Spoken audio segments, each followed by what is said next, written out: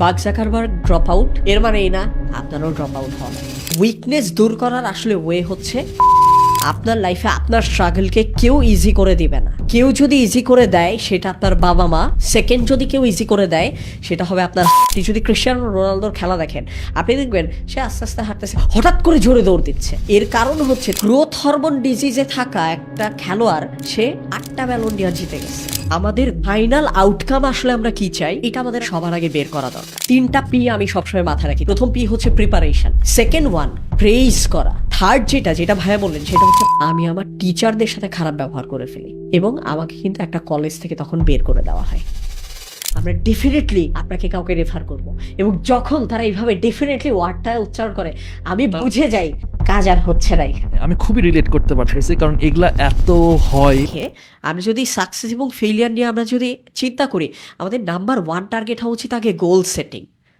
আমি লাইফের কোন স্টেজে কি অ্যাচিভ করতে চাই, সেটাই ইহকালেও আমি সাকসেসকে কিভাবে ডিফাইন করি এটাও যেমন প্রয়োজন, পরকালেও ঠিক সেরকম আবার কিভাবে আমি সাকসেসকে ডিফাইন করি সেটাও আমার বোঝা প্রয়োজন। সো সবার আগে গোল সেটিং, এর পরবর্তীতে হচ্ছে আমার টাইম ধরে ধরে হচ্ছে আগাতে হয়। আমি যখন একটা ওই পার্টিকুলার রেসে আমি যখন কম্পিট করব, ডেফিনেটলি সেখানে কিছু প্রিভিলেজড মানুষ থাকবে যারা রেসে আমার থেকে কিছুটা আগায় থেকে তারা শুরু করবে জীবনের ওই রেসটাতে। সাকসেসের রেসে তাদের জন্য কিছু কিছু ডিসিশন নেওয়া ইজি হবে, তারা কিছু কিছু জায়গায় ইজিলি আগাতে পারবে, কারণ তাদের সেই ফ্যামিলি ব্যাকআপ, ফাইন্যান্সিয়াল সাপোর্ট থেকে শুরু করে লাইফের স্টেজও ম্যাটার করে।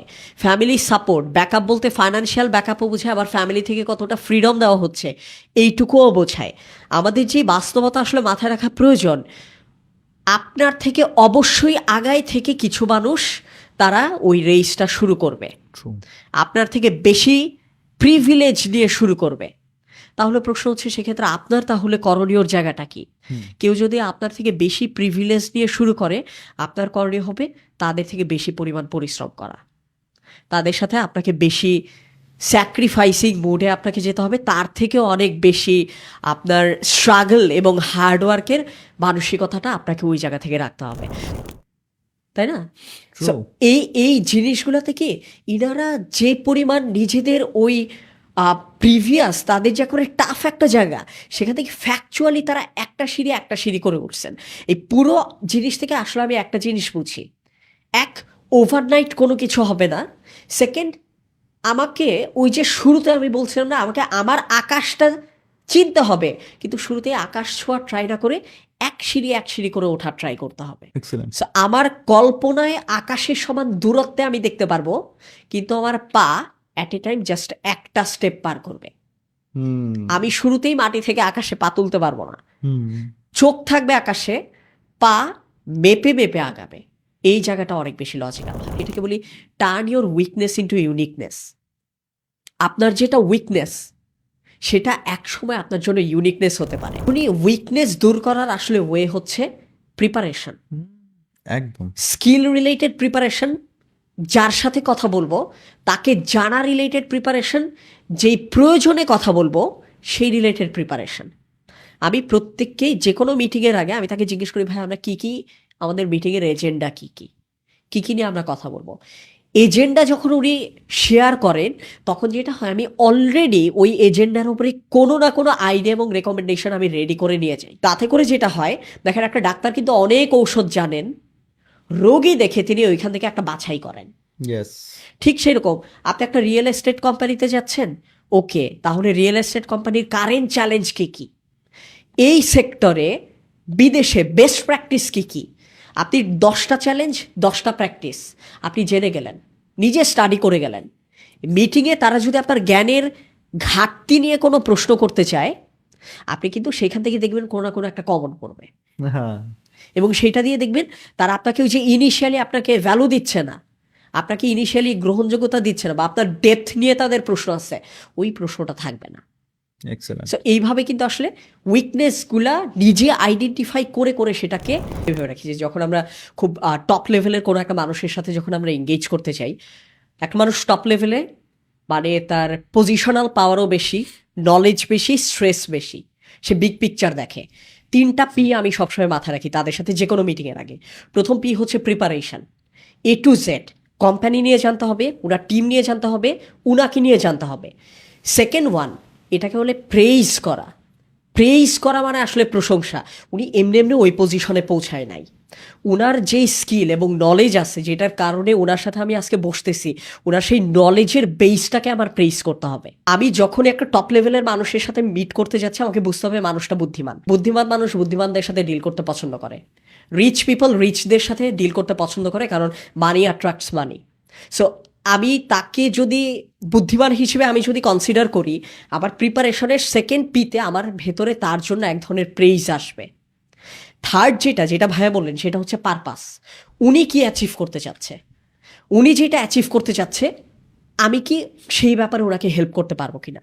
সো আমার যদি পার্সোনাল প্রিপারেশন ভালো থাকে, পি। সেকেন্ড, প্রেইজ করা, তাকে বোঝা যে সে কিভাবে ওই পর্যায়ে পর্যন্ত আসছে। এবং থার্ড, তার পারপাসটা বোঝে। এটা বুঝে যদি আমরা যে কোনো মিটিংয়ে বসি, কম্পারেটিভলি আমাদের আসলে রেজাল্ট আসার সম্ভাবনাটা বাড়ে। যখন পৃথিবী আপনাকে একা করে দিতে চাচ্ছে, আপনি বুঝতেছেন আপনার হাতে আর কোনো অপশন নাই, আপনি লোনলিনেসের ব্যাপারে প্রিপেয়ার্ড হন। Life is a very lonely race. এখানে কেউ আপনার সাথে থাকবে না। আমি যে প্রথম বই লিখছি, এইটার প্রথম চ্যাপ্টারের নাম হচ্ছে মাঝে মাঝে নিজেকে অনেক একা লাগে। এবং আসলেই মূল কথা যেটা, আপনার লাইফে আপনার স্ট্রাগলকে কেউ ইজি করে দিবে না। কেউ যদি ইজি করে দেয়, সেটা আপনার বাবা মা। সেকেন্ড, যদি কেউ ইজি করে দেয়, সেটা হবে আপনার হাজবেন্ড বা ওয়াইফ। ভাগ্য ভালো থাকলে আপনার ভাই কিংবা বোন। আপনি যদি তাদেরকে পাশে পান, আলহামদুলিল্লাহ শুক্রিয়া জ্ঞাপন করবেন। আর এই নিজের ফ্যামিলি মেম্বারের বাইরে কেউ যদি আপনার লাইফের স্ট্রাগলকে ইজি করে দেয়, সেটা আপনার লাইফে bonus. Do not wait for the bonus, do not get dependent on the bonus. I will not depend, but my bonus. Mashallah. হ্যাঁ, উনি আপনার জন্য বোনাস। সো আমি যেটা করি কি ভাইয়া, আমি দুইটা সত্য খুব মেনে নেই। প্রথম, আমাকে এই পুরো কাজটা একাই করতে হবে। সেকেন্ড, আমি যতই চেষ্টা করি, আমি সবসময় সফল হব না। There will be always someone যে আমার থেকে আগানো, যে আমার থেকে পড়াশোনায় ভালো থাকবে। There will be always someone যে আমার থেকে বেশি টাকা আয় করবে, আমার থেকে বেশি পপুলার হবে, আমার থেকে বেশি ক্ষমতাশীল হবে, বেশি সাকসেসফুল হবে। সবসময় কেউ না কেউ আসছে। লাইফের রাইট টাইমে আমার প্রাপ্য আসলে এইটুকুই, আমার দৌড় আসলে এইটুকুই। মাঝে মাঝে কনটেক্সট বুঝে এটা মেনে নিতে পারাও এক ধরনের ম্যাচিউরিটি। দেখেন, আমরা এই যে মোটিভেশনের কথা আমরা এগুলো বলবো, আমরা এখানে কোনো ইনফ্লেটেড ড্রিম দেখাইতে পারবো না। আমাদের ইনফ্লেটেড ড্রিম লাইফে আরও ক্ষতি করে।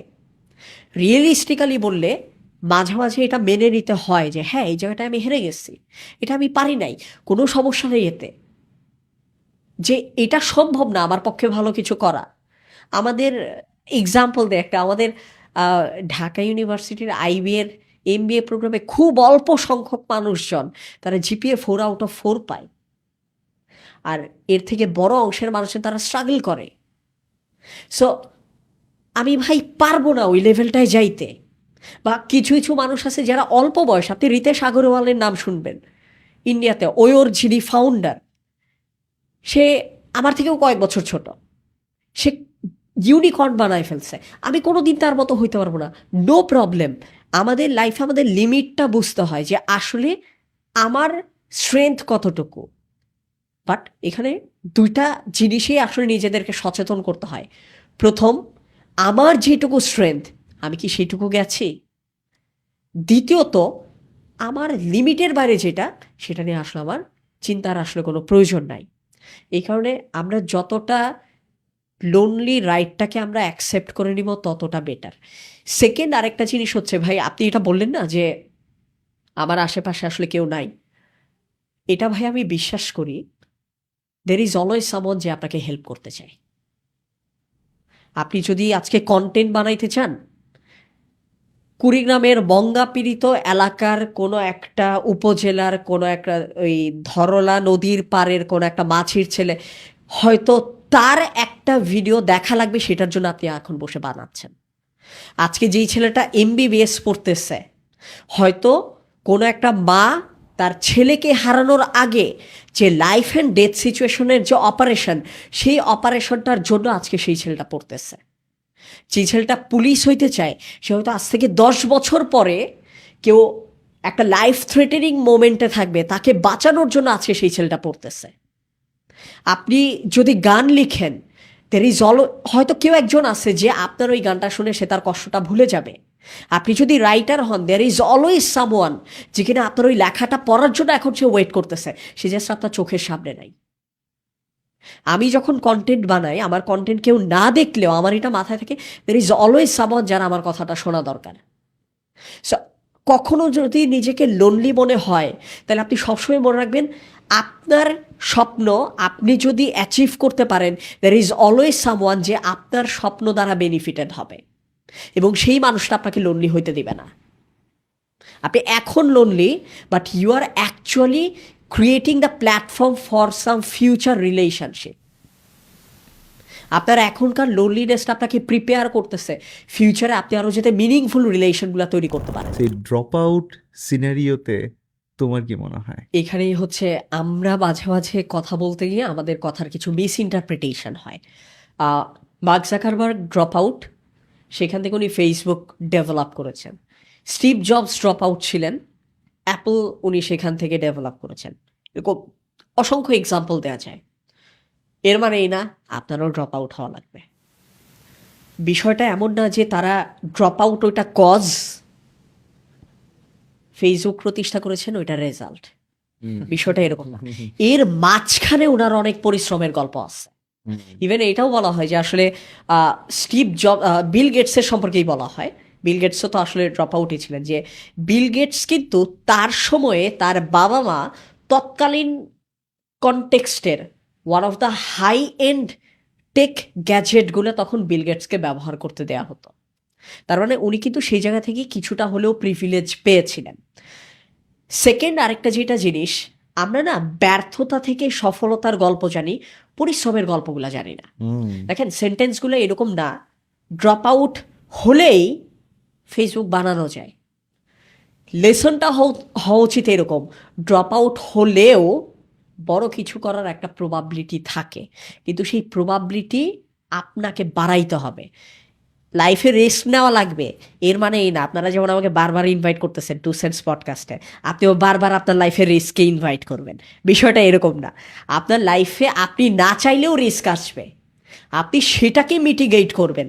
এর মানে এই না আপনি নিজেই রিস্ককে ইনভাইট করে, নিজেই পরিস্থিতি তৈরি করে, নিজেকে পরিস্থিতির শিকার বানিয়ে দেন আপনি সেখান থেকে প্রোগ্রেস করবেন। ক্রিশ্চিয়ানো রোনালদো তার প্রতি সপ্তাহে সে 6 দিন করে তার বেশ কিছু প্র্যাকটিসের ফ্রেমওয়ার্ক আছে।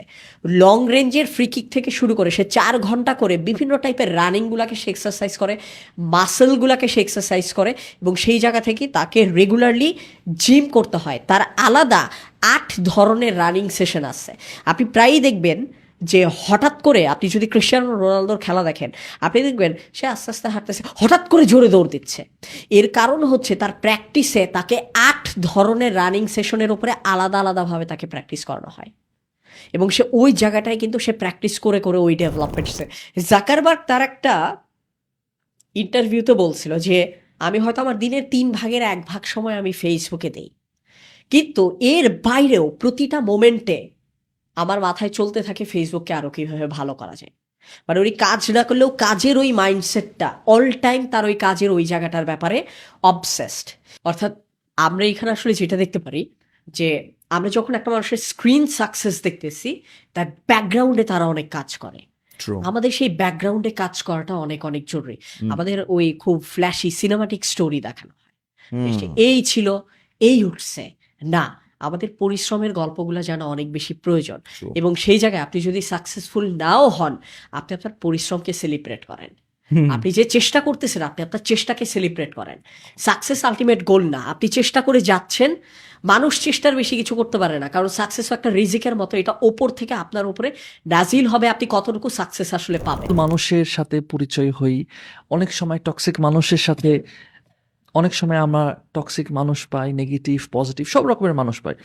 এই জায়গাটা একটু গাইড করো। এখানে আসলে আমাদের মানুষের আসলে কিছু ছোট ছোট আমাদের হিন্ট এবং ছোট ছোট কিছু কিউ বুঝতে হয়, সেটা দিয়ে আমরা কিছুটা ওয়েতে আসলে মানুষ চিনতে পারি। আমি জাস্ট অফিসে গেছেন, এজিএম হচ্ছে, এখন আমরা যেই টাইমে কি বলে মিটিং করতেছে, অনেক প্রতিষ্ঠানে অনেক এজিএমে অনেক জায়গা থেকে অনেক মানুষ ওভার প্রমিস করে, যে নেক্সট আমাদের এই পলিসিতে আপনি এই সুযোগ সুবিধা পাবেন, আপনাদের এই প্রমোশন হবে, এই ইনসেনটিভ পাবেন। প্রথম যেই জায়গাটা, আপনার প্রতিষ্ঠান যদি আপনাকে কোনো আর্থিক কিংবা ফাইন্যান্সিয়াল কিংবা নন ফাইন্যান্সিয়াল কোনো ধরনের যদি কোনো ইনক্রিমেন্ট দেওয়ার ব্যাপারে যদি প্রমিস করে, আপনি সবার আগে বের করে দেখেন আসলে তাদের প্রিভিয়াস এই ধরনের রেকর্ড আসলে কেমন এবং তাদের আসলে ক্যাপাসিটি আছে কিনা। শুধু প্রমিস না দেখে ক্যাপাসিটিও দেখেন, দুইটা জিনিসই দেখা প্রয়োজন, ক্যাপাসিটি এবং ইন্টেনশন। সো আপনি দেখবেন কোন কোন ওয়েতে আসলে আমাদের ওভার প্রমিস আসতে পারে। এক, আপনাকে অনেক ইনসেন্টিভ দিব, আপনি অনেক প্রমোশন পাবেন, সামনে আপনি অনেক ফ্লেক্সিবিলিটি পাবেন, এক ধরনের ওভার প্রমিস। সেকেন্ড, আমি এমন একটা প্রতিষ্ঠানে কাজ করি, আমার কোনো অথরিটিই নাই, আমার কোনো পাওয়ারই নাই, বাট এরপর আমি একটা ভাব দিলাম, ও আপনার এই সমস্যা আমি সমাধান করে দিতেছি, আপনার এখানে বদলি হওয়া লাগবে আমি দেখে দিতেছি। এটাও এক ধরনের ওভার প্রমিস। আমার নিজেরই আসলে কিছু নাই, আমি আপনারা কি দিব। থার্ড ওয়ান, অনেক সময় আমি মনে করেন আপনার সাথে কোনো একটা খারাপ ব্যবহার করে ফেলছি, বা আমার কোনো একটা জায়গায় ব্যর্থতা আছে, আমার একটা দুর্বলতা আছে, কোনো একটা জায়গায় আমি ঠিকমতো রেসপন্সিবিলিটি নেই নাই, পালন করি নাই, এখন আমার দোষ ঢাকা লাগবে। এই জন্য আমি আপনাকে খুশি করার জন্য বললাম, হ্যাঁ নাফিস আমি তোমার সব কিছু দেখতেছি, একদম টেনশন নিও না তুমি। So আপনি দেখবেন যে আপনাকে সেই পার্টিকুলার মোমেন্টের পরবর্তীতে কেউ ওভার প্রমিস করে কিনা। আরেকটা আপনাকে দেখতে হবে, আপনি যখন স্টার্ট আপ শুরু করবেন বা অন্টারপ্রেনারশিপ লাইনে আপনি যখন যাবেন, তখন দেখা গেল যে আপনাকে আপনার সাথে, নাফিস আমি কিন্তু তোমার সাথে কাজ করতে চাই, আমি কিন্তু তোমার সাথে আসছি, তুমি আগায় যাও, আমি তোমার পিছে আসছি, নাই। তো আপনাকে যদি কেউ আপনার কোনো একটা বিজনেস আইডিয়া বা এই সমস্ত জায়গায় আপনি কাজ করতে চাচ্ছেন, অনেক কেউ একজন বললো সে সবসময় আপনার সাথে আছে, আপনি আসলে কি কাজ করেন বোঝার আগেই এত খুশি হবেন না। কারণ যখনই আপনি কোনো একটা নতুন আইডিয়া শুরু করবেন, অনেক মানুষ আপনার মন রাখার জন্য আপনাকে দু একটা কথা বলতে পারে, এটা একটা টাইপের ওভার প্রমিস। আরেকটা ওভার প্রমিস আছে, হ্যাঁ নাফিস তোমাকে অনেক সময় দিব, আইডিয়া দিব, তোমার ফান্ড লাগবে ফান্ড দিব, স্পন্সর দিব। আপনি তার কাছে অ্যাপয়েন্টমেন্ট চাইলেন, সবই দিবে, অ্যাপয়েন্টমেন্ট দিবে না, সময় দিবে না। That's over promise. একটা clear cut rejection is better than a fake promise. Clear cut রিজেকশনটা বুঝে আসাটা খুব জরুরি, যে ভাই হ্যাঁ নাকি না, হচ্ছে নাকি হচ্ছে না, কাজ কি দেবেন নাকি দেবেন না। যদি না দেন তাহলে এখানে একটা সিলেকশন পুল ছিল, বেশ কয়েকজন এক্সপার্টের মধ্যে বা এক্সপার্ট বা ইনফ্লুয়েন্সার, তাদের মধ্যে একটা সিলেকশন পুল ছিল। গিয়ে কথাবার্তা বলে আসলাম, 3-4 দিন পর পর যখন মানে 1 সপ্তাহ পরে হচ্ছে তাদের জানানোর কথা ছিল, 10 দিন পরে ফলো আপ মেসেজ দিলে তারা বললো যে ভাই আমরা না আসলে কনফিউজড। আমি তাকে রিপ্লাই দিলাম, আই আন্ডারস্ট্যান্ড আপনাদের নিজেদের লোক আছে, কনফিউজড হওয়ার কোনো দরকার নেই। আপনি যখন কনফিউজড, যখন আপনি বলেন আপনি confused, it means that's a no. যখনই কোনো এজেন্সি বা কোনো একটা জায়গায় একটা নির্দিষ্ট সময়ের পরও বলবে ভাই আমরা আপনারা নিব কিনা এটা নিয়ে কনফিউজড, এর মানে আশা করেন না ওইটা ইয়েসের দিকে কনফিউজড। সবসময় মাথা রাখবেন ওইটা নো এর দিকে কনফিউজড, নোটারে কেমনি কমিউনিকেট করবে সে ওইটা নিয়ে কনফিউজড। বিষয়টা এইটা না ইয়েস নাকি নো এটা নিয়ে কনফিউজড, এইটা না নোটাকে কিভাবে কমিউনিকেট করব এটা নিয়ে তারা কনফিউজড। এই কারণে বেটার আপনি নো ধরে আগায় যান। এই আমাদের হচ্ছে 9টা ওয়ে, যেই 9টা ওয়েতে মানুষ আপনাকে ঝামেলায় ফেলবে। 1, ক্যাপাসিটির চেয়ে বেশি মানুষকে প্রমিস করতেছে। 2, আমার অথরিটি নাই তাও বলতেছি ভাই তোমার আমি সব দিব। 3, আমি একটা দোষ করে ফেলছি ওটা ঢাকার জন্য, ওকে সাজ্জাদ নাফিস খুশি করে দিব, একদমই টেনশন নিও না।